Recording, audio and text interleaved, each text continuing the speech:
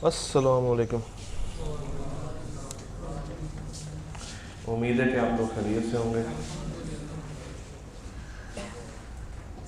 क्यों इतना पढ़ना शुरू कर दिया आप लोगों ने? क्या? अब पास होना सर। पहले कोई फिक्र नहीं थी, कोई फिक्र फाका नहीं था। अब एकदम से जब सर पे पड़ी है,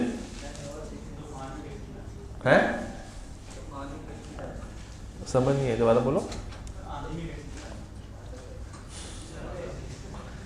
कोई बात नहीं, इंसान ही नहीं है जब तक उसको समझ ही लेट आए।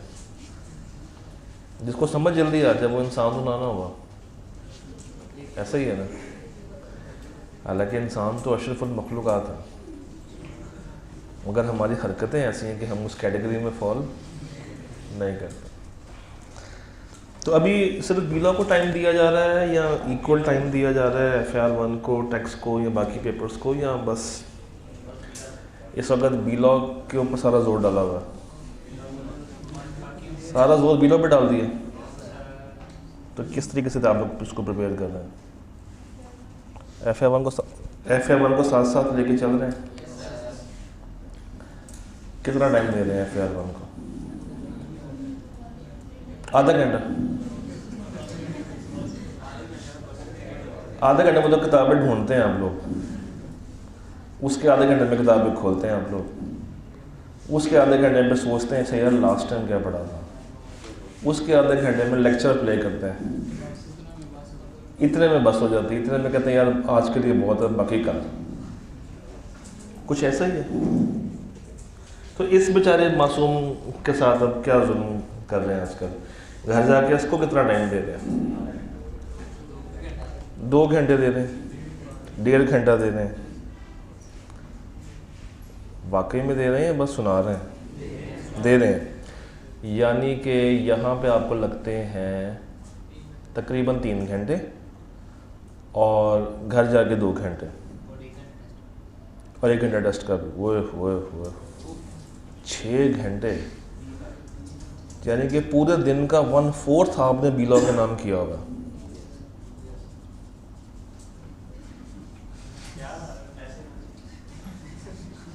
नहीं, मैं देख रहा हूँ भाई की नज़रें झुकी नहीं शर्म से।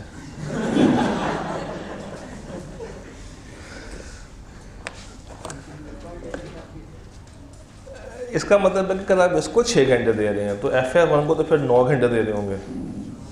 तो ऐड कर लेते हैं 9 और 6 15, और टैक्स भी साथ लोगों ने उठाया होगा, उसको भी कोई 5-6 घंटे दे रहे होंगे, 20 हो गए। तो खाने पीने में शायद कोई 2 घंटे, मोबाइल यूज़ करने में मज़ीद 2 घंटे। तो नींद कब आ रही है? अच्छा हाँ, जब किताबें खोलते हैं उसके साथ साथ वो नींद का टाइम भी तो है ना। वो जो 5 घंटे भाई ने बताए थे उसमें से 4 घंटे तो नींद के हैं, है ना? ऐसा ही है ना कुछ। क्या लिखा हुआ है शर्ट पे? टुडे। ये कहना चाह रहे हैं कि आज मैं इंसान बनूंगा। जिस दिन ये शर्ट पहनते हैं ना उस दिन ये इंसान बन जाते हैं, अदरवाइज कुछ और होते हैं। तो कॉन्ट्रैक्ट एक्ट आपका ख़त्म हुआ, 50 से 55 नंबर का पेपर ख़त्म हुआ। क्या सीखा है इस कॉन्ट्रैक्ट एक्ट में से? इंपॉर्टेंट चैप्टर्स कौन से हैं? 4, 6, 7। 4, 6 और 7। असल गेम छुपी ही इन 3 चैप्टर्स में। 2, 3 उसके बाद सेकंड कैटेगरी में फॉल कर जाते हैं, और 5, 8, 9, 10 क्रैबिंग कैटेगरी में फॉल कर जाते हैं। अगर हम थोड़ा सा इसको रैशनलाइज करने की कोशिश करें आज, तो 4, 6 और 7 ये है प्राइम कैटेगरी।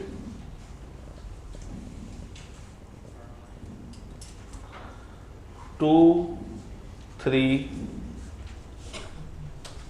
9 ये है एलीट कैटेगरी।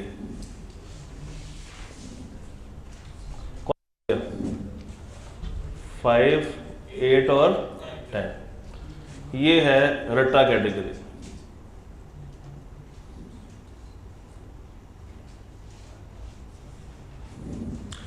गेम छुपी तो ऊपर ही है।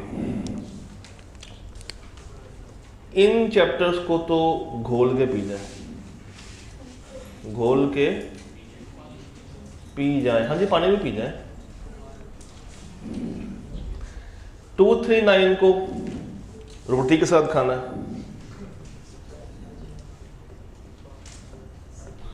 और 5810 को चाय के साथ।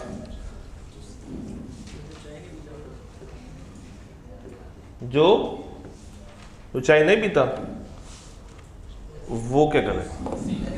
वो लस्सी पी ले, वो दूध पी ले, वो जूस पी ले। तो जोक्स अबाउट ये सीक्वेंस है, प्राइम इंपॉर्टेंस, एलिड इंपॉर्टेंस और रट्टा इंपॉर्टेंस।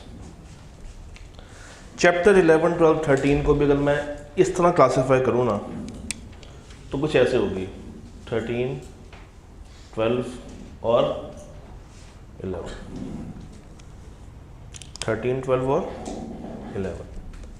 अगर मैं मज़ीद इसमें कुछ चीज़ें ऐड करूं, आप अगर बना ही लिया तो 14, 15, पीछे क्या रह गया? 1, 16, 17 और कर लेते हैं 1, 16, 18, 17। देख लें इसको एक दफ़ा, नोट कर लें। ये है on the basis of importance, on the basis of importance.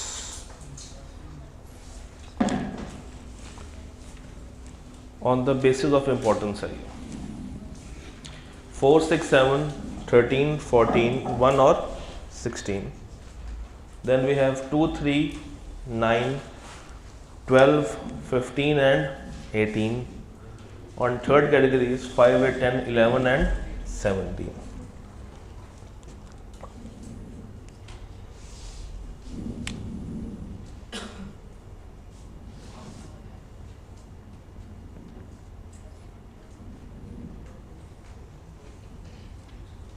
कभी कभी आप गौर करें ना तो एग्ज़ाम अराउंड 60 to 70% यहाँ से है, अगर कभी गौर किया हो तो। 2, 3, 9, 12, 15, 18, अराउंड 20 to 30%। और जो बाकी बचता है वो आई कैप यहाँ से नंबर पूरे कर रहा होता। ये चीज़ें आपको पता होनी चाहिए, क्योंकि जब आपने आखिरी रिवीजन करनी है तो उसका पैटर्न कुछ ऐसा होना चाहिए।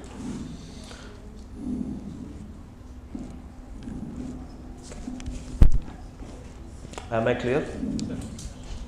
चलें शुरू करें। आइए जनाब चैप्टर 11 पे चलते हैं। अब चैप्टर 11 बेसिकली पार्टनरशिप में बेसिक्स के ऊपर बात करता है कि पार्टनर्स क्या हैं, पार्टनरशिप क्या है, इसके फीचर्स क्या क्या हैं। 5 होते हैं ना फीचर्स, कौन से? कम से कम कितने बंदे होने चाहिए? उनको क्या करना चाहिए? उनको क्या करना चाहिए? बिजनेस करना चाहिए। उस बिजनेस से क्या आएगा? तो हर पार्टनर के लिए ज़रूरी क्या है? प्रॉफिट की उनके बीच में क्या होना चाहिए, और हर पार्टनर एक दूसरे का क्या है। उसके बाद एक लिस्ट आती है, लिस्ट उन बंदों की जिनको आप प्रॉफिट तो शेयर कर रहे हैं मगर वो पार्टनर नहीं कहलाते। उसके बाद 2 टाइप्स आती हैं पार्टनरशिप की, एट विल, पर्टिकुलर। और उसके बाद कुछ टाइप्स आती हैं पार्टनर्स की, active partner, sleeping partner, silent partner, sub partner, nominal partner, partner in profits only, और पार्टनर बाय, जो कि आप कहाँ पे पढ़ते हैं? 30। शुरू करते हैं जनाब। तो फिर मसले वाली बात ही कोई नहीं है। Spring 13 briefly explain the meaning of partnership and will and. आसान है, बल्कि वाकई आसान है। ABC are partners in a firm sharing profit in the ratio of 4/3/2. They admitted D to the partnership on 1 January 13। In the absence of any agreement state how they will share future profits. निकाल के बताएं, निकाल के बताएं, ज़रा working करें, थोड़ी सी math है इसमें।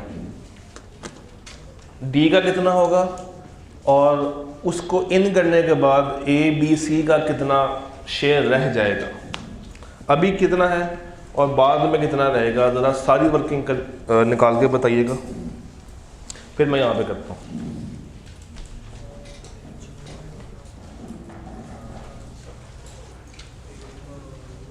ज़बानी नहीं होगा ये, आपकी मैथ इतनी अच्छी भी नहीं है।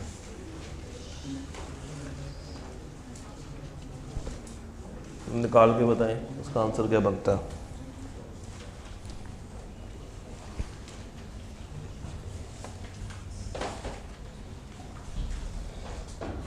ये मिटा दूं?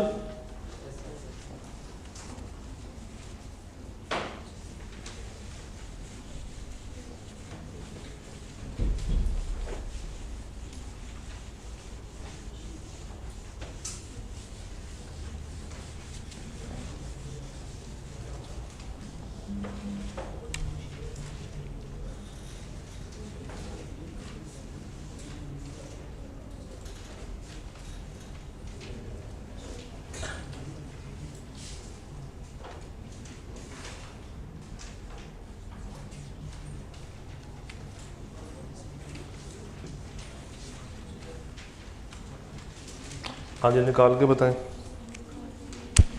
क्या आपका आंसर आता है। 2 मिनट बाकियों को भी करने में।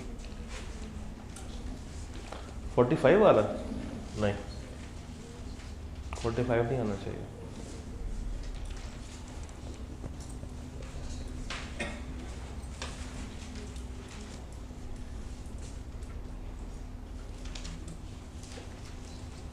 Spring 13 9B।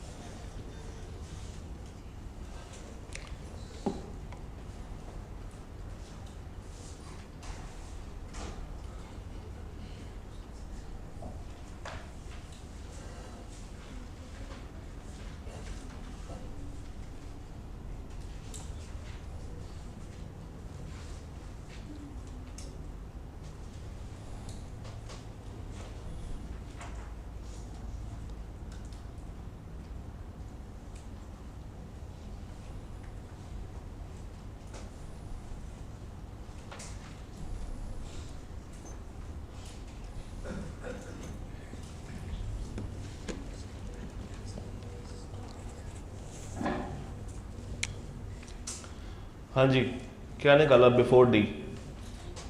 अभी डी नहीं आया, कैसे डिवाइड करेंगे इनको? सिंपल मैथ का सवाल है ये, प्रोपोर्शन वाला, रेशियो एंड प्रोपोर्शन वाला। 4 3 और 2 ऐड करें तो 4/9 3/9 2 बाय मल्टीप्लाई बाय 100 क्यों? क्योंकि 100% केसों का तीनों लोग मालिक हैं। बताइए 44.44 33.33 22.2222। और जब डी आ गया और सवाल खामोश है तो बाय डिफॉल्ट डी को कितना % शेयर मिलेगा? इक्वल, 4 लोग हैं तो 25%, यानी कि डी कितना ले गया, कितना रह गया? 75। अब कुछ नहीं करना, सिर्फ ये 4/9 इंटू 75%, 3/9 इंटू 75% और 2/9 इंटू 75%। आंसर क्या आ रहा है?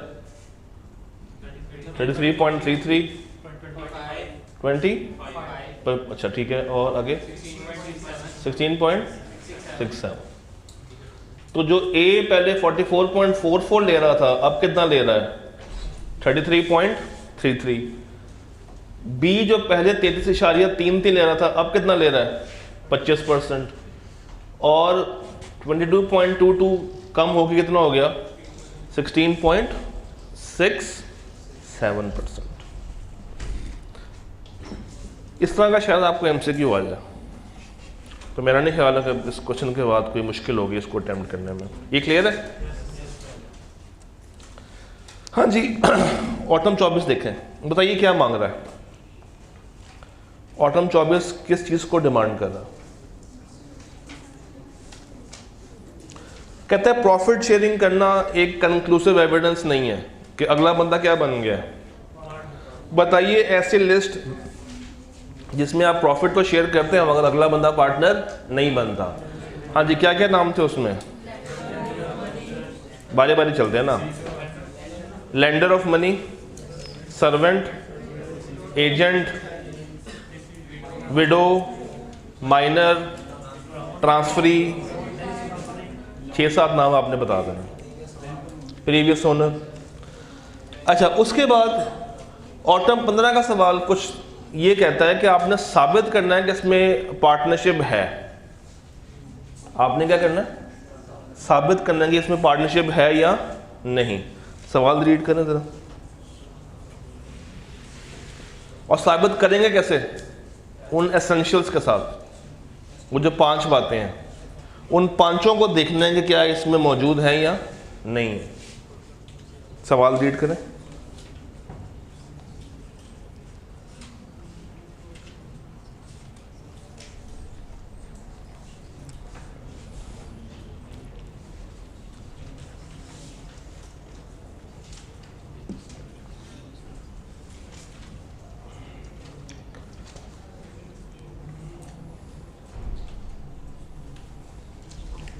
ये मिटा दो जी। साबित करेंगे ये पार्टनरशिप है या साबित करेंगे ये पार्टनरशिप नहीं। शुरू करते हैं। पहला रूल क्या था? मिनिमम कितने लोग होने चाहिए? 2। तो आपने सवाल अटेम्प्ट कैसे करना है? आपने कहना है कि in order to conclude whether the given scenario represents a partnership or not, we will have to check the 5 fundamental principles या essentials या features। तो सबसे पहले आपने पहली हेडिंग खोलनी है, minimum 2 persons। In this scenario there are 2 persons, एक मुनाफ है और एक लारी। दूसरी शर्त कौन सी थी? They should be a business carrying on a business. सवाल ने खुद बता दिया कि वो क्या करने जा रहे हैं, बिजनेस कर रहे हैं। एक एग्रीमेंट होना चाहिए। देखिए पूरे सवाल में कहीं मिलता आपको एग्रीमेंट? इंटेंडेड टू एग्री, तो वो कहां पे हो रहा होगा? अच्छा, चौथी शर्त क्या थी? Sharing of. अच्छा, शेयरिंग ऑफ लॉस अगर है या नहीं है तो कोई फर्क पड़ेगा? नहीं। किस में शेयर होना लाजमी है? प्रॉफिट में। देखें, not liable for any loss, कोई फर्क पड़ता है? अच्छा, पार्टनर कैपिटल लेकर नहीं आ रहा, कोई फर्क पड़ेगा? नहीं। कितना % प्रॉफिट दिया जा रहा है? 40%, यानी कि 60 और 40 की रेशो। ये जो 1.5 लाख रुपया साथ अलग से दिया जा रहा है, बोनस, कमीशन, रेवेन्यू या रेम्यूनरेशन, कुछ भी सैलरी कह लें, इससे कोई इम्पैक्ट आता है? नहीं, अनलेस को उसको क्या मिल रहा है? साथ प्रॉफिट मिल रहा है। अच्छा, अगर प्रॉफिट ना मिल रहा हो, सिर्फ उसको सैलरी मिल रही हो, तो क्या वो पार्टनर कायम होगा? वो फिर क्या ट्रीट होगा? एजेंट या एम्प्लॉय ऑफ फर्म। अच्छा, 5वां मुद्दा क्या था? Mutual agency. देखे हैं, नॉर्मली ये अज्यूम किया जाता है कि अगर चारों शर्तें मीट हो रही हैं तो 5वीं ऑटोमेटिकली मीट हो रही। क्यों? पार्टनरशिप डीड बन चुकी है। तो जब आपने डीड बनाई होगी तो उसमें राइट्स भी आ रहे होंगे, लाइबिलिटीज भी आ रही होंगी, अथॉरिटीज भी आ रही होंगी, सब कुछ आ रहा होगा। इसका मतलब है कि हर पार्टनर दूसरे का क्या बना होगा? प्रिंसिपल भी और एजेंट भी। तो कॉन्सेप्ट ऑफ म्यूचुअल एजेंसी हमेशा क्या करेगा? एग्जिस्ट कर रहा होगा। ये बात समझ आई कि कॉन्सेप्ट ऑफ म्यूचुअल एजेंसी हमेशा क्या करेगी? एग्जिस्ट करेगी। तो अब आप मुझे बताइए, क्या 5 के 5 फीचर्स मेरे पूरे हो रहे हैं? क्या ये पार्टनरशिप बनने को तैयार है? क्या मुरझाए से क्यों? थके हुए हैं, नींद आ रही है, चाय पीनी है? नहीं पीनी, सेहत के लिए अच्छी नहीं होती। सेहत के लिए जो चीज़ें अच्छी हैं आपको वो पिलाई जाएंगी। ठंडा पानी जो भी आप जाते हुए खुद से पीते हुए जाएंगे। हाँ जी, ये देखें सवाल क्या कह रहा है। हाँ जी, शेक मलक शेक मंगवाता हूँ मैं आपके लिए। ये देखें ज़रा ऑटम 17 का सवाल क्या कह रहा है, आपसे कुछ कहना चाह रहा है, ज़रा इसकी तड़प को समझें, क्या मांग रहा है आपसे।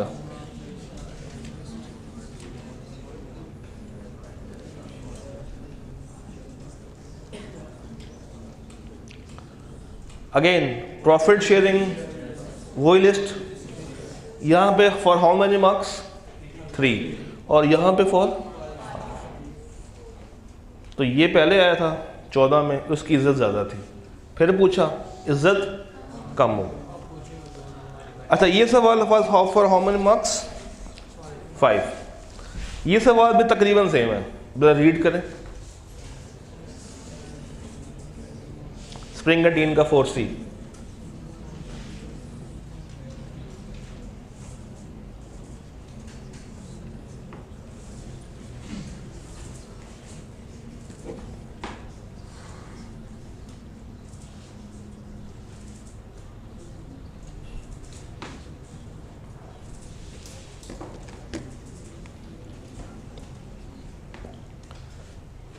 क्या मिनिमम 2 बंदे हैं, क्या नाम है, एक एक्स और एक एग्रीमेंट हो रहा है, बिजनेस हो रहा है, प्रॉफिट शेयरिंग हो रही है, कितना मिल रहा है 35% और दूसरे को कितना मिल रहा होगा 65, और mutual agency by default exist कर जाती है। तो पार्टनरशिप है, पहले 5 फिर 3 और अब 2, जितना वो करीब आ रहा है उतना वो नंबर कम। अच्छा 2 नंबर की जो सवाल है तो आपने कितनी बातें पूछ रहा है, सिर्फ 4, यानी कि हर बात का आधा नंबर।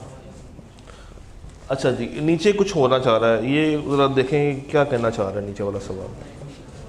आफ्ताब रेहान और बाली, थोड़ा सा सोच समझ के इसका आंसर दीजिएगा, ये कॉन्सेप्ट टेस्ट कर रहा है आपसे थोड़ा हट के।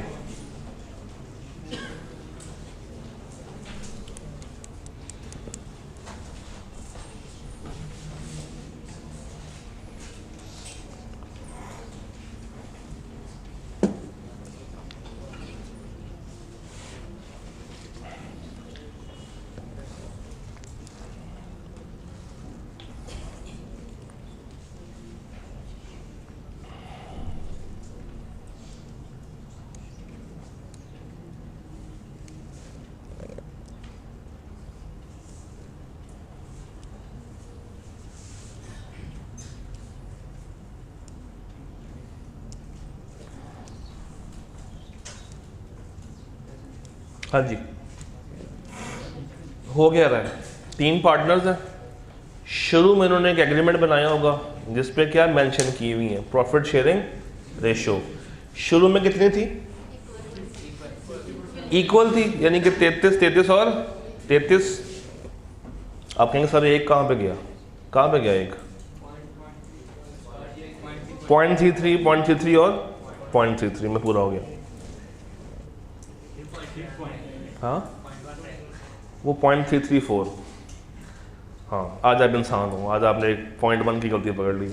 अच्छा जी तो उसके बाद क्या हुआ, अच्छा एक्सप्रेसली तो ये डिसाइड हुआ है ना कि 33.33%।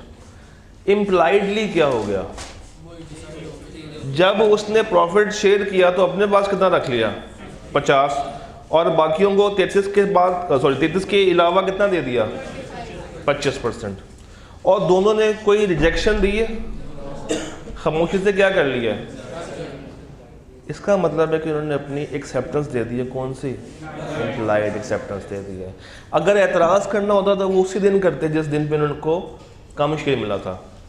कितने साल तक उनको कम शेयर मिलता रहा, सवाल ने बताया कुछ तो बताया होगा।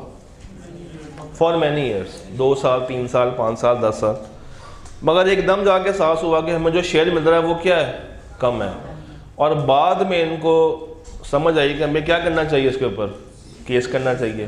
क्या आप केस करना वैलिड रहेगा, नहीं, क्यों, पहले कर लेते, अब इन्होंने टेक्निकली उस चेंज को इम्प्लाइडली एक्सेप्ट कर लिया, मान लिया। मोइस, अदीब और मुमताज कुछ कहना चाह रहे हैं आपसे, देखें क्या कहना चाह रहे हैं।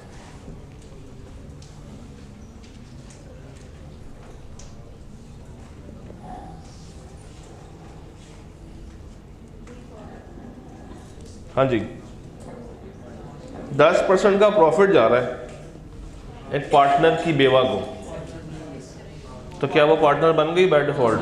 नहीं। सवाल टेक्निकली वही है कि आपने बस उसका क्या चेंज किया, शक्ल चेंज कर दी, और नीचे वाला सवाल तो वैसे ही होगा। ये क्या कह रहा है? List the circumstances in which sharing of profit, तो पहले 5 नंबर के लिए, फिर 4 नंबर के लिए, फिर 3 नंबर के लिए, फिर 2 नंबर के लिए, और फिर से 4 नंबर के लिए। चैप्टर 11 में यही सवाल है। 11 इज ऑल डन। अब आए 12 के ऊपर। 12 में मैं चाहूँगा एक दफ़ा ना पहले चैप्टर को आंखों के सामने से गुजारें। मैंने कुछ 12 के ऊपर पहले बात करनी है, फिर मैं आपको उसके जो इम्पोर्टेंट क्वेश्चन है वो करवाता हूँ। एक नज़र पहले 12 को देख लें, शर्माना नहीं है, कुछ नहीं कहेगा आपको, अच्छा बच्चा, तंग नहीं करेगा।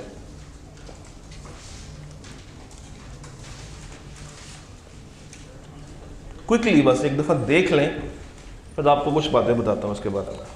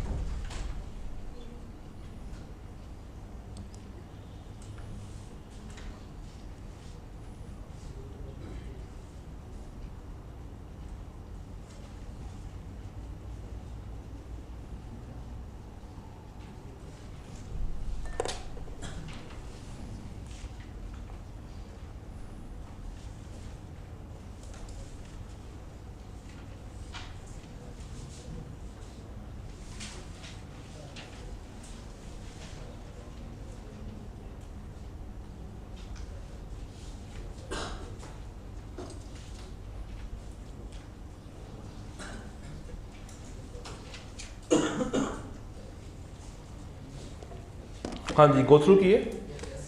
मुझे एक बुक दिखाइएगा काइंडली। आइए ज़रा खोलें चैप्टर 12। कुछ आपको डिफ्रेंसिएशन बतानी है। चैप्टर शुरू होता है जनरल ड्यूटीज से, ऐसा है कि नहीं है? अच्छा जी, जनरल ड्यूटीज वो ड्यूटीज हैं जो कि लाजमी फॉलो की जाएंगी, इनको आप चेंज नहीं कर सकते, इनको आप चेंज नहीं कर सकते। इनके आगे ब्रैकेट में एम लिख लें, मैंडेटरी लिख लें। अगर आपको सवाल ये कहता है कि बताएं कौन सी ड्यूटीज बाय डिफॉल्ट हैं, कौन सी ड्यूटीज अगर आपने एग्रीमेंट में तय नहीं भी की वो फिर भी लगेंगी, तो वो कौन सी हैं? General duties. बच्चे अक्सर कंफ्यूज होते हैं कि वो ड्यूटीज या लायबिलिटीज कौन सी मांग रहा है, तो बस लिखते जाएं फिलहाल। तो जनरल कौन सी हैं जो कि बाय डिफॉल्ट, बोलो, बाय डिफॉल्ट लगनी है, आप इसको कम ज़्यादा नहीं कर सकते। उसके बाद नीचे आ रहा है rights and duties by contract. अभी नाम से ही जाहिर है ये कॉन्ट्रैक्चुअल है, ये बाय डिफॉल्ट नहीं है, यानी कि ये अगर आपने लगानी है तो ये म्यूचुअल कॉन्सेंट से लगेंगे। लिख लें, ये लगेंगी म्यूचुअल कॉन्सेंट के साथ।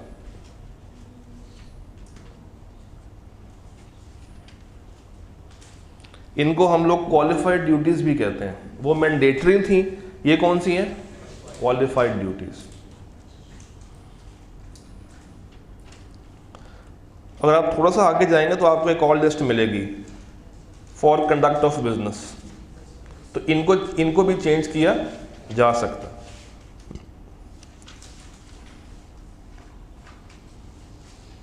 इसी तरह जब आप नीचे आते हैं म्यूचुअल राइट्स एंड लाइबिलिटीज। अच्छा, ऊपर तक राइट्स एंड ड्यूटीज हैं, नीचे हेडिंग चेंज है, अब ये क्या बन गया है? Rights and liability. ये भी म्यूचुअली एग्री की जाती है। अगर बाकी पार्टनर्स इसको चेंज करना चाहें मिल के म्यूचुअल कंसेंसस के साथ तो चेंज कर सकते हैं।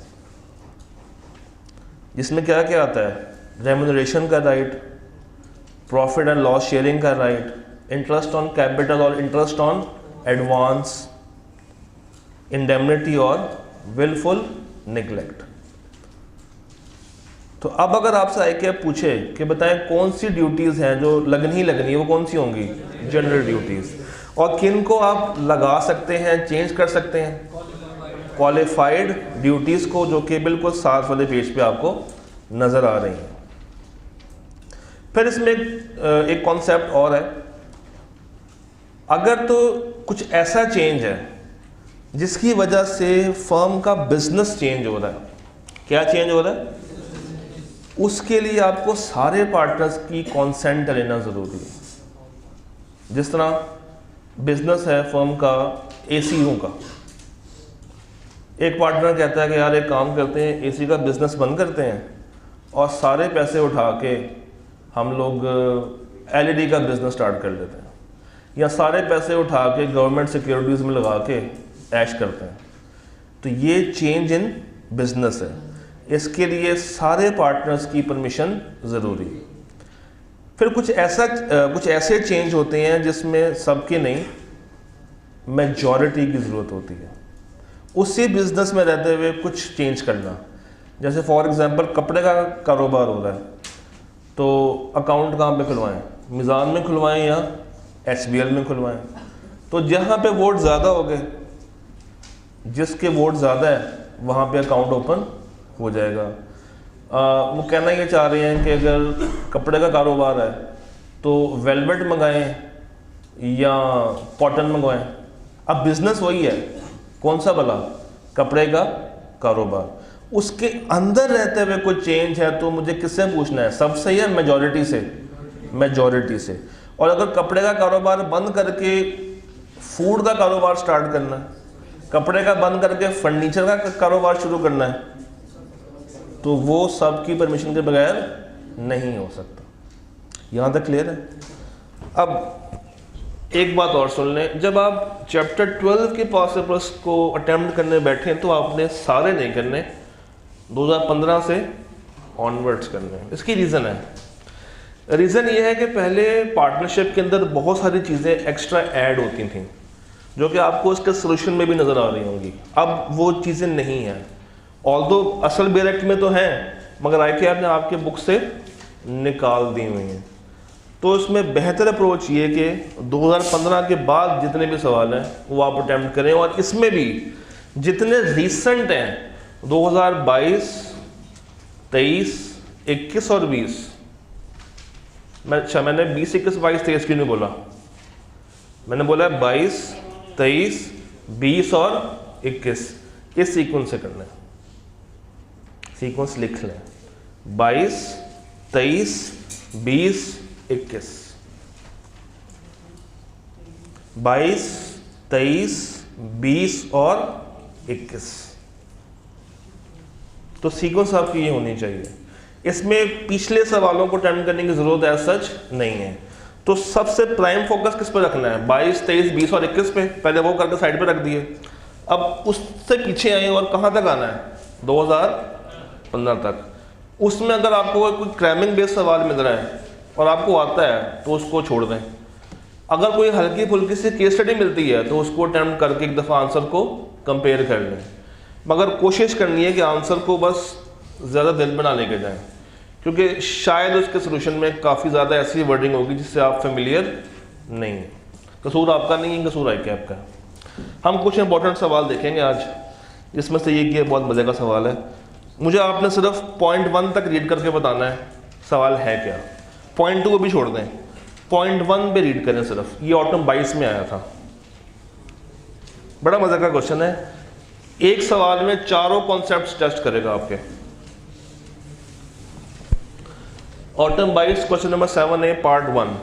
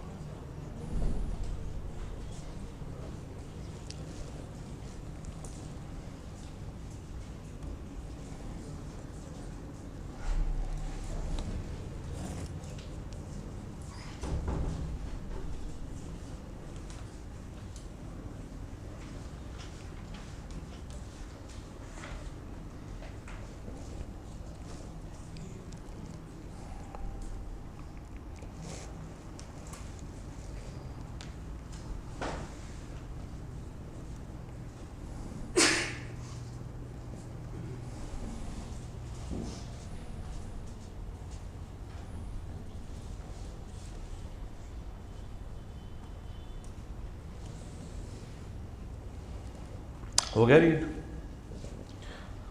हो गया? चलिए, क्या कह रहा है पार्ट 1 में? सिर्फ क्या कह रहा है? इशू किस चीज़ पे बना रहा है? सैलरी पे बना रहा है। मुझे ये बताइए, क्या सैलरी हर पार्टनर पे फर्ज होती है? नहीं। नॉर्मली किन पार्टनर्स को सैलरी दी जाती है? स्लीपिंग पार्टनर को नॉर्मली दी जा सकती है? नहीं। साइलेंट को, एक्टिव को? नॉर्मली किसको मिलती है? एक्टिव को मिलती होती है। सवाल ये है कि एक बंदे को लाख रुपया पर मंथ प्रॉफिट के अलावा क्या मिल रहा है? अच्छा, ये जो सैलरी मिल रही होगी, क्या ये प्रॉफिट को कम कर रही होगी? जो सैलरी का एक्सपेंस है वो कहाँ से माइनस हो रहा होगा? तो एक पार्टनर ने इतराज़ किया, उसने कहा कि मुझे भी क्या दो, उसी तरह की इक्विवेलेंट सैलरी दी जाए, मैं भी उस जैसा ही काम करता हूँ।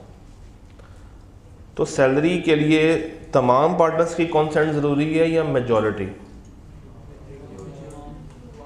मैंने भी आपको लिखवाया था, तमाम सिर्फ उस वक्त आते हैं जब फर्म का बिजनेस चेंज हो रहा हो। क्या बिजनेस चेंज हो रहा है तो मसला इनसाइड द फर्म है, इनसाइड द सेम बिजनेस है, तो यहाँ पे मुझे मेजॉरिटी। अच्छा, कितने पार्टनर्स हैं इस वक्त टीम में? क्या हो गया है? नुमान, सालिम अहमद और सना, 4 है। चार में से एक को तो सैलरी मिल रही है। मेजॉरिटी के लिए कितने 4 में से होने चाहिए? जिसको सैलरी मिल रही है, क्या वो उसने वोट किया होगा? उसको तो साइड पे रखें। पीछे कितने रह गए? 3 में से मेजॉरिटी क्या होगी? 2। और एक बंदा जो अगर एतराज़ करे और 2 कह दे कि हमें लाख रुपए से कोई मसला नहीं है, तो इसकी सैलरी को रोक सकता? नहीं रोक सकता। हाँ, ये जो कह रहा है कि मुझे भी इक्वलेंट सैलरी दी जाए, तो वो किस वक्त दी जाएगी? जब इसके लिए भी मेजॉरिटी पार्टनर्स एग्री कर जाए, तो इसको भी सैलरी मिल जाएगी। तो ये जो रो रहा है, दूसरे को देख के जल रहा है, इसको क्या कहना चाहिए? बाकी पार्टनर्स को बिठाए, उनके साथ अपना पॉइंट रखे और कहे कि मुझे भी सैलरी चाहिए, साबित कर दे कि उतना ही काम करता है, म्यूचुअली एग्री करवा ले, तो उसको क्या मिल जाएगी? सैलरी मिल जाएगी। अच्छा, क्या हर कपड़ा एक जैसा होता है? नहीं। ये जो ऊपर एक वर्ड आया होगा वेलवेट, ये वेलवेट कपड़ा कौन सा होता है? सॉफ्ट। ये खवातीन को पता होगा। ये वेलवेट कपड़ा क्या होता है? लाइनिंग क्या? शाइनिंग और सॉफ्ट। क्या? मोटा कपड़ा, प्यारा सा कपड़ा। हाँ जी, आपसे बेहतर तो एक्सप्लेन कोई नहीं कर सकता। वेलवेट का कपड़ा कैसा होता? एक्सपेंसिव होता। बड़ा कोई एग्जाम्पल निकालिए आपने। मोटा सॉफ्ट सा कपड़ा, नॉर्मली इसके शेड्स डार्क होते हैं या लाइट होते हैं? डार्क होते हैं, हाँ, ब्लैक पर्पल टाइप होता है। दूसरा, यहाँ पे एक वर्ड और भी यूज हुआ है, ये डेनिम क्या होता है? जीन्स का कपड़ा। तो वेलवेट का कपड़ा और जीन्स का कपड़ा एक ही कपड़ा है? दोनों में फ़र्क है, दोनों का बिजनेस भी फ़र्क होता है, दोनों के रेट भी फ़र्क होंगे। अब ये सवाल पढ़े ज़रा, मैंने आपको हिंट्स दे दिए बहुत ज़्यादा, अब इसका आंसर आपने मुझे देना।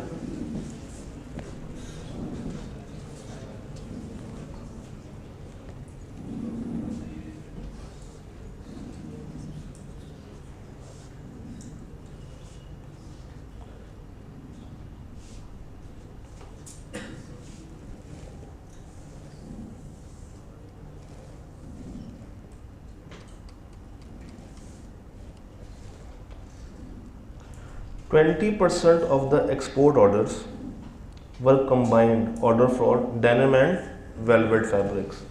ये डेनिम बीच में क्यों आ गया? ऊपर से बढ़ते हैं। On 30 June 4 partners entered into a partnership firm, और उन्होंने कहा कि वो किसका कारोबार करेंगे?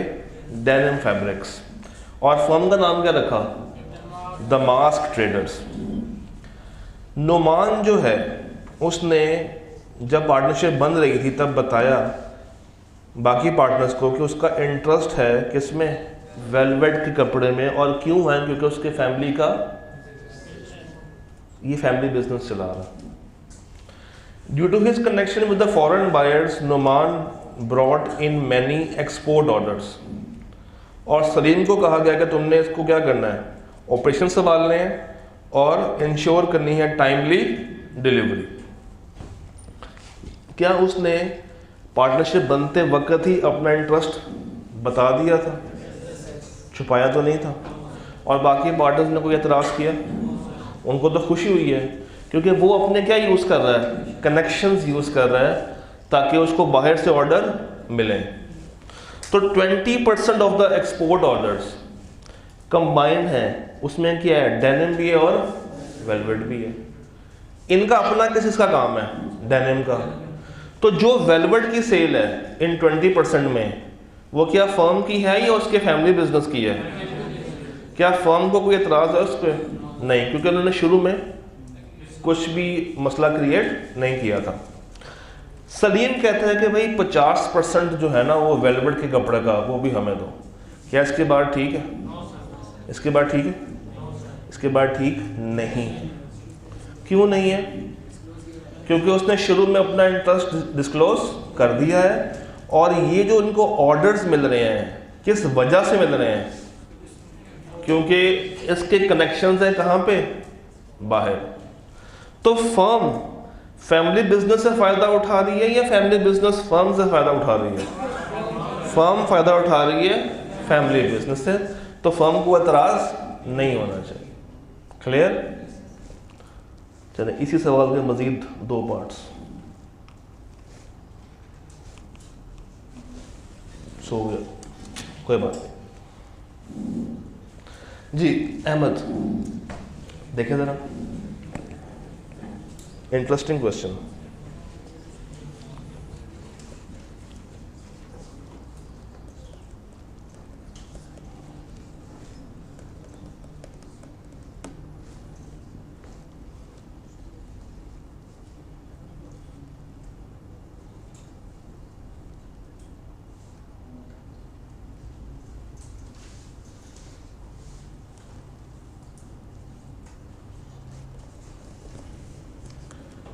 हाँ जी, फर्म के बिजनेस में पैसे, बैंक में पैसे नहीं थे। एक पार्टनर ने अपना 9 लाख रुपया अपने पर्सनल बैंक अकाउंट से पे किया और इसने क्लेम किया कि ये उस पैसे से बैंक से कितने अर्न कर सकता था? 27,000। और कितने डिमांड कर रहा है? 27,000। अच्छा, कोई पहले मुझे ये बताइए, क्या ये कैपिटल काउंट होगा या ये लोन काउंट होगा? ये लोन काउंट होगा, यानी कि एडवांस काउंट होगा। तो क्या कोई इंटरेस्ट तय हुआ? कोई इंटरेस्ट रेट तय हुआ? अगर लोन हो और एडवांस हो तो इंटरेस्ट ज़रूरी है या नहीं? ज़रूरी है। और अगर कोई रेट डिफाइंड ना हो तो रेट क्या लेना है? निकाल के बताएं आंसर क्या आएगा? 54,000। शाबाश, इसी चीज़ की उम्मीद थी मुझे। दोबारा निकालें।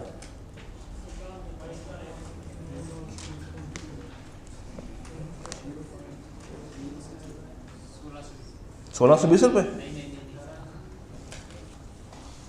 हाँ जी, 54,000, 1620। एक और जवाब आ गया 18,000। वैरायटी आनी शुरू हो जाएंगे अब। हाँ जी, निकाल के बताएं। 54,000, वेरी गुड। एक और 54 का वोट आ गया। और 54 वाले कितने? एक दफ़ा हाथ खड़ा कर दें, मैं आपके लिए भी क्लैपिंग करने को तैयार हो जाऊँगा। इसी बहाने कोई तो क्लैपिंग करेगा आपके लिए। 18,000 के 5-6 वोट्स आ गए हैं। 54 वाला ज़रा एकदम मेरे सामने तो आया ना पहले। अल्लाह के बंदो, FR1 पढ़ते हुए कितना टाइम हो गया आप लोगों को? 27वां। एक नई फिगर आई हमारे पास 27,000 की। मुझे बताइए FR1 पढ़ते हुए कितना टाइम हो गया आपको? अभी तक पढ़ी जा रहे हैं? कितना टाइम हो गया पढ़ते हुए? 4-5 महीने हो गए। आज तक यही नहीं पता चला कि लोन के ऊपर इंटरेस्ट की वर्किंग शुरू कहाँ से होती है, एंड कहाँ पे होती है? क्या पूरे साल का इंटरेस्ट चार्ज करना है इस पर? कितने महीने रहा है? पेमेंट कब हो रही है? तो अच्छा, दिया कब जा रहा है?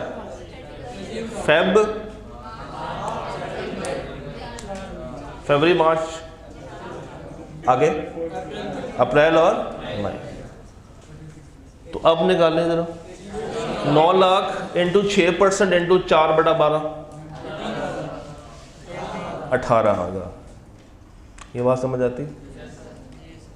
पक्की बात है। सवाल को चेंज करता हूँ। ईयर एंड है 31 मई। अब बताएं, कोई फ़र्क पड़ेगा? कोई फ़र्क नहीं पड़ेगा। ईयर एंड है 31 मार्च। क्या पड़ेगा? यही सवाल है, मगर मैंने ईयर एंड चेंज कर दिया। 31 मार्च है, फर्म का ईयर एंड 31 मार्च है और वापसी 31 मई को हो रही है। अब निकाल के बताएं।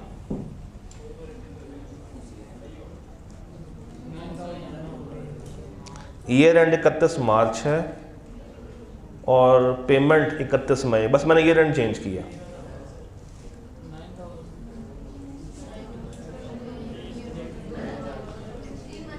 $18 तो वही रहेगा, बस 18 का ब्रेकअप होना चाहिए। कुछ इतना होगा जो कि करंट ईयर में बतौर एक्सपेंस चार्ज हो रहा होगा, और बाकी अगले साल में क्या जाएगा? ये FR1 पढ़ते के हालात है। अगले साल में क्या जाएगा? बाकी लाइबिलिटी जाएगी, अक्रूवल जाएगा, प्री पेमेंट जाएगी, फाइनेंस चार्जेस जाएंगे। क्या जाएगा? हाँ जी, क्या जाएगा अगले साल में? देखिए ना, फरवरी और मार्च, 18 का हाफ 9,000 तो इस साल का एक्सपेंस रिकॉर्ड हो गया। जो अगला 9,000 है, 31 मार्च की बैलेंस शीट जब बनेगी, नॉन करंट लायबिलिटी में जाएगा या करंट लायबिलिटी में जाएगा? विद इन कितना? बाकी का 9,000। चलिए सवाल करें जरा। वो 18 ही रहेगा। हाँ, ये करें जरा, 0.4 करें अटेम्प्ट।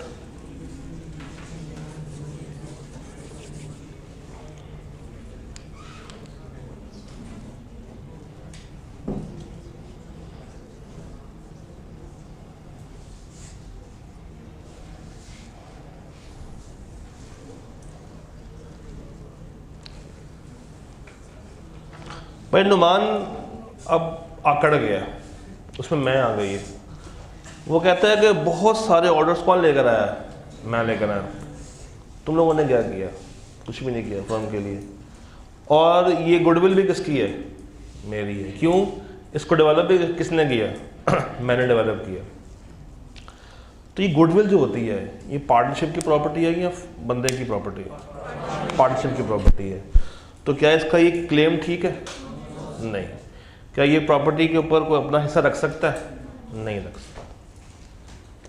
तो एक उसने पूछा रेम्यूनरेशन में से, एक उसने पूछा कहाँ से? ये कहाँ से आया था? बताएं बताएं बताएं।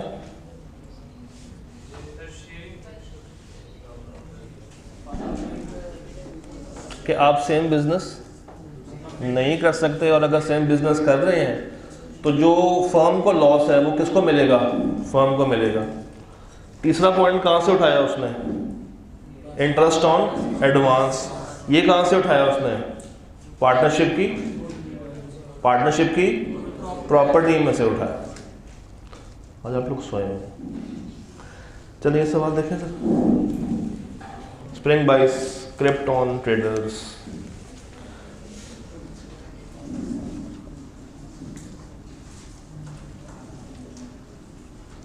इसके बारे में मैं बहुत दफ़ा आपको बता चुका हूँ। अब ये सवाल पढ़ते साथ ही आपको समझ आ जाना चाहिए, मगर मुझे पता आप लोगों का तंग करेंगे।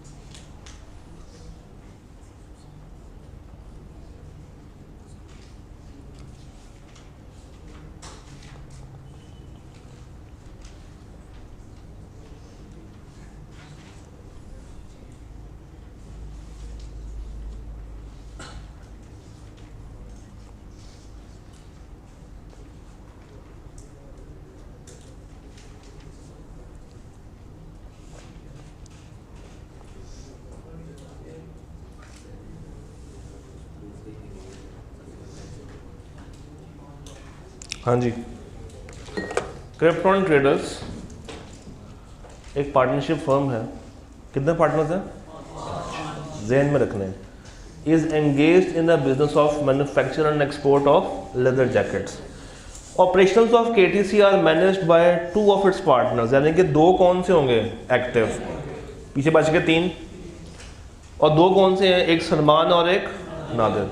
While the remaining 3 partners are not active. तो ये स्लीपिंग हो सकते हैं, साइलेंट हो सकते हैं, कोई भी हो सकते हैं। इन मार्च Salman presented 2 proposals to Nadir which in his view will improve KTC profitability. He requested Nadir to give his consent to any of the following. उसने कहा मैं तुम्हें 2 proposals दे रहा हूँ, एक एक्टिव पार्टनर ने दूसरे एक्टिव पार्टनर से कहा तुम इनमें से किसी को भी देख लो, दोनों की वजह से फर्म को क्या हो जाएगा? प्रॉफिट हो जाएगा। उसने दोनों देखी, दोनों को रिजेक्ट कर दिया। पहली क्या थी? Reduce material cost by using low quality leather in production. ये फर्म के बिजनेस का चेंज है या बिजनेस सेम रख के उसमें चेंज है? सेम रख के उसमें चेंज है। और सेकंड क्या है? Discontinue production activities and invest सारा का सारा कैपिटल इन रियल एस्टेट। ये नेचर ऑफ बिजनेस का चेंज है। तो ऊपर वाले के लिए सारे पार्टनर्स की जरूरत है या नीचे वाले के लिए? और ऊपर मेजॉरिटी की बात भी देख लेते हैं। कुल मिला के कितने हैं? 5 में से एक तो वो है जो कि प्रपोज कर रहा है, वो तो नॉर्मली उसी के हक पे होगा। पीछे कितने रह गए? तो 4 में से कम कितने होने चाहिए? 3, और 5 में से कम 3 ही होने चाहिए। अच्छा, सलमान जो था उसके बाद चला गया बाकियों के पास जो नॉन एक्टिव पार्टनर्स हैं, और उनको जाकर सेम कहानी सुनाई। उनमें से एक है अकमल। वो ज़रा बताइए, अगर अकमल इस पे एग्री हो जाता है, और दूसरा वाला कौन था? सलमान। अगर अकमल और सलमान दोनों इस पे एग्री हो जाएं और बाकी पार्टनर्स एग्री ना हो, तो क्या ये मेजॉरिटी बनती है? नहीं। और अगर दोनों इस पे एग्री हो और बाकी कोई भी एग्री ना हो रहा हो, तो फिर तो बिल्कुल भी नहीं बनती। तो अगर पहला पॉइंट पूरा करवाना है तो कम से कम कितने पार्टनर्स को इन करना पड़ेगा? 3 में से किसी भी एक को। पहला पॉइंट। यहाँ पे मुझे क्या चाहिए? मेजॉरिटी चाहिए। और नीचे सब के सब को मुझे अपने साथ मिलाना पड़ेगा, अनलेस कोई चेंज नहीं होगा। इस सवाल को आपने घर जाकर लिख के एक दफ़ा कंपेयर ज़रूर करना है।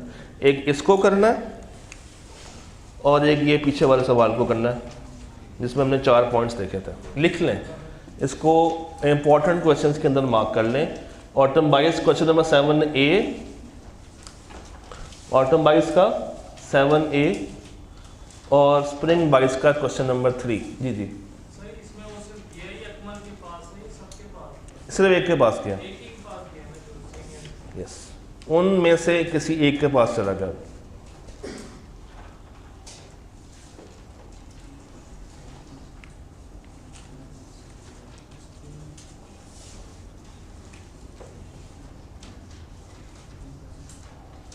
हो गया नोट?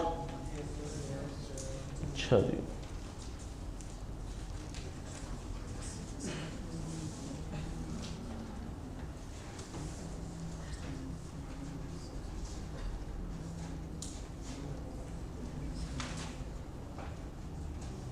ये सवाल देख के बताइए इसका आंसर क्या होगा। Autumn 17 question number 4B।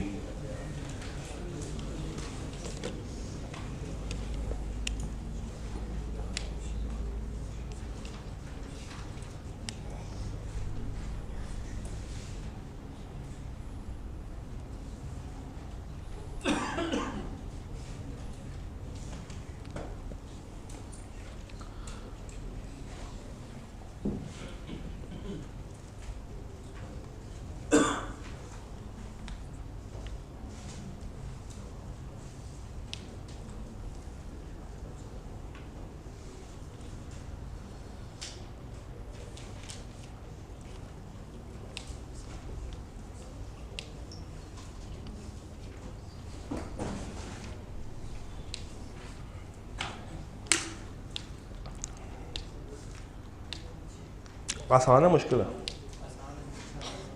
बताइए फिर कितना आसान है। 3 पार्टनर्स हैं और तीनों ने कितना कितना कैपिटल दिया है? 2 लाख ईच, और एग्री हुआ कि वो उस कैपिटल पे कितने % का इंटरेस्ट लेंगे? 8%। ये 8% एडवांस पे है, कैपिटल पे है? ये कैपिटल पे है। क्या यही परसेंटेज मैं एडवांस वाले में भी लगा दूंगा? नहीं, उसकी अलग से तय होगी। क्या इस सवाल में तय हुई है? तो कितनी होगी? अच्छा, इनमें से किसी एक ने कितना एडवांस दिया? कब दिया? स्टार्टिंग में दे दिया, यानी कि पूरा साल तक चलता रहेगा। यानी कि लाख का 6% कितना होता है? 6000। फर्म को लॉस हो गया कितना? 80,000। अब सर सोच के बताइए, 80,000 रुपये का लॉस है। सबसे पहले ये लॉस में से किसको माइनस करूं कि ये हल्का हल्का प्रॉफिट में जाना शुरू हो? कौन सा ऐसा खर्चा है जो कि ओवर एंड अबव हो रहा है? कैपिटल के ऊपर इंटरेस्ट वाला, कैपिटल के ऊपर। 6 लाख का 8% निकालिए का आंसर क्या आ रहा है? 2 4 6, 2 लाख लेकर आए ना तीनों, तो 6 लाख पे 8% निकालें पूरे साल पे 48,000 का एक खर्चा माइनस हुआ है जिसको अगर ये माइनस ना करते तो ये 80,000 रुपये का लॉस कितना कम हो जाता, 48 से कम हो जाता, कितना रह जाता, 32,000 के आसपास, तो लॉस कम आता। मगर ये जो लाख के ऊपर 6% है, क्या ये मिलेगा या ये नहीं मिलेगा? ये तो लाजमी मिलेगा, क्योंकि अगर आपने पार्टनर से ना लिया हो, किसी बाहर से लिया हो, तो उसको भी तो आपने इंटरेस्ट पे करना ही है, तो ये तो लाजमी माइनस होगा। मगर इसको माइनस करके जो ये 80,000 रुपये के लॉस पे पहुंचे हैं, इसको कम किया जा सकता है। मगर उस लाख पे 6% का 6,000 रुपया लाजमी देना पड़ेगा, क्योंकि वो कैपिटल पे नहीं है, वो किस पे है, वो लोन पे है, वो एडवांस पे है। सवाल समझ आया? Yes sir.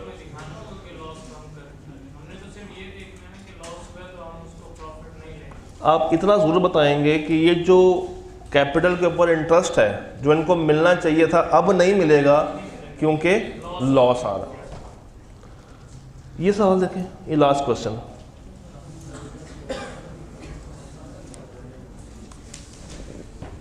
Spring 21 5B। कल घर वालों को ज़रा टाइम अच्छा देकर रहिएगा। कल क्या है भला? 13 एंड 17 तो खैर 1 मिनट का है, मेन गेम तो 13 पर चलेगी कल।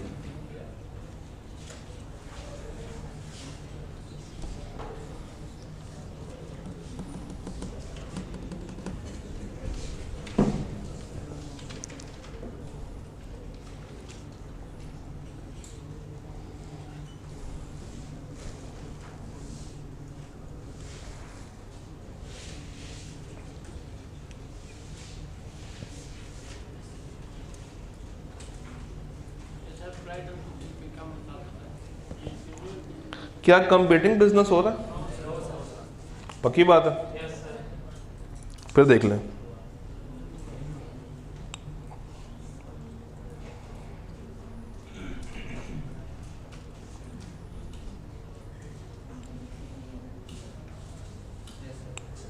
कंपीटिंग है। Tahira, Farhana and Sadia partners in bridal boutique. Sadia की एक और शॉप भी है ज्वेलरी की, जो कि ये नहीं चला रही, कौन चला रहा है? इसका भाई वसी। मार्केट सेम है। ताहिरा और फरहाना को सादिया के इस बिज़नेस का इल्म नहीं है। मोस्ट ऑफ द क्लाइंट्स जो कि उसकी बुटीक पे आते हैं, तो वो किसकी शॉप से होके चले जाते हैं, तो वो वहाँ से भी पैसे अर्न कर रही है, यहाँ से भी कर रही है। ड्यूरिंग द ईयर सादिया ने एक बड़ा अच्छा प्रॉफिट कमाया 10 मिलियन का फ्रॉम ज्वेलरी बिजनेस, जो कि उसका अपना बिजनेस है। जैसे ही ये फैक्ट पता चला बाकी पार्टनर्स को, तो उन्होंने कहा कि भाई इसमें हमारा हिस्सा भी बनता है, इसमें हमारा हिस्सा भी बनता है। अब इसमें से कुछ चीज़ें देखने वाली हैं। पहली चीज़ ये कि क्या ये कंपीटिंग बिजनेस है? नहीं, ब्राइडल जोड़े और ज्वेलरी कोई आपस में कंपीट नहीं करते। दूसरा, ये दुकान चला कौन रहेगा? ये खुद चला रही है, भाई बैठा हुआ। इसका मतलब है कि बाकी पार्टनर्स ये भी नहीं कह सकते कि तुम्हारा एक और बिजनेस है जिसकी वजह से तुम्हारा ध्यान इस फर्म से हट रहा है, क्योंकि ऑपरेट कौन कर रहा है? वसी। इसने शुरू में डिस्क्लोज नहीं किया, तो ये मसले वाली बात है या नहीं? मसले वाली बात नहीं, क्योंकि आप किसी को भी लीगल काम करने से नहीं रोक सकते। और ये कौन सा खुद कर रही है? उसका भाई कर रहा है। और कोई मसले वाली बात लग रही है आपको? क्या ये प्रॉफिट शेयर होगा? ये प्रॉफिट क्या ये इस फर्म की पार्टनरशिप प्रॉपर्टी में काउंट होना चाहिए? नहीं होना चाहिए। और कोई बात अगर जहन में आ रही हो तो वो, और कोई बात अगर ये कहें नहीं, तंग करें उसको कि लाजमी शेयर होना चाहिए, या उस पर इल्ज़ाम लगाने शुरू कर दें कि तुमने हमारे ब्राइडल बुटीक के कस्टमर्स को यूज़ करते हुए ये प्रॉफिट अर्न किया, हमारी कनेक्शंस को यूज़ करते हुए। देखो, एक तो है कि कस्टमर आया, शॉपिंग की और ख़ुद ही से चला गया ज्वेलरी वाली शॉप पे, इस पर तो कोई एतराज़ बनता है। बट अगर एक कस्टमर आए और ये उसको रेफ़र करे उनकी प्रेमिसेस में खड़े होके, फिर मसला आ सकता। अगर तो वो कनेक्शंस यूज़ कर रही है, कॉल्स कर रही है, या कस्टमर को उनकी शॉप में बता रही है कि एक और शॉप भी है, फिर ये इनका क्लेम जायज़ है, अदरवाइज इनका क्लेम जायज़ नहीं। तो ये सारी बात आपको बतानी है, क्योंकि सवाल खामोश है इस चीज़ के ऊपर। डन। अल्लाह के वाले।